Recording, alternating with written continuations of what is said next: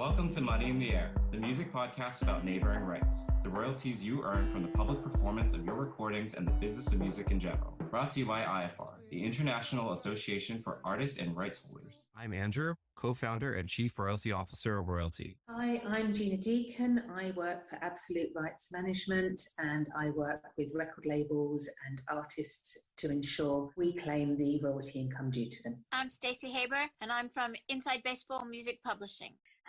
Hey, welcome back to Money in the Air. Happy New Year, everyone.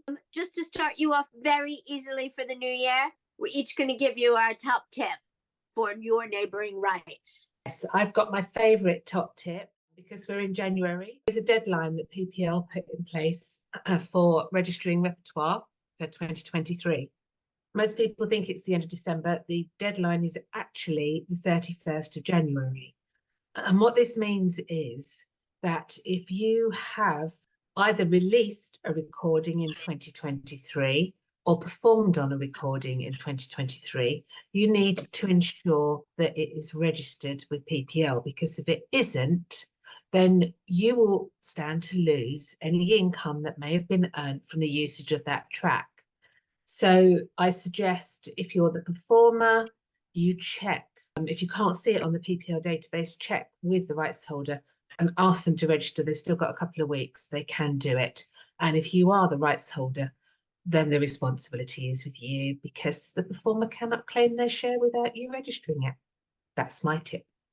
That's a great top tip. And what if you claim it on February 1st? Do you lose all of 2023? Yes. I've always been told that. I'm not going to say it's set in stone, but that is what I have always been advised. My top tip would be somewhere in the same vein, but it's more about contact your local CMO and ask them about international income and have them verify what their workflows are for claiming recordings. Say at PPL, as Gina just mentioned, your recordings have to be registered in order to collect on the income at PPL. Otherwise, you lose out. So if you are American and your local CMO is, say, SoundExchange, contact SoundExchange, give them a call, just ask them, what is your workflow of registering my recordings or making sure that they're registered at international societies such as PPL, and make sure that your recordings are registered if they're able to provide that detail to you.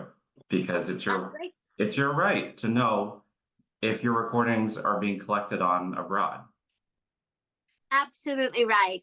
And establishing a good dialogue with them is always a good idea, because you'll have other questions as well, and they'll know that you're on the ball. So I love that top tip.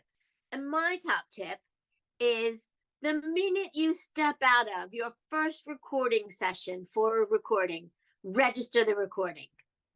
And then when you release it, when you know the release date, register the release.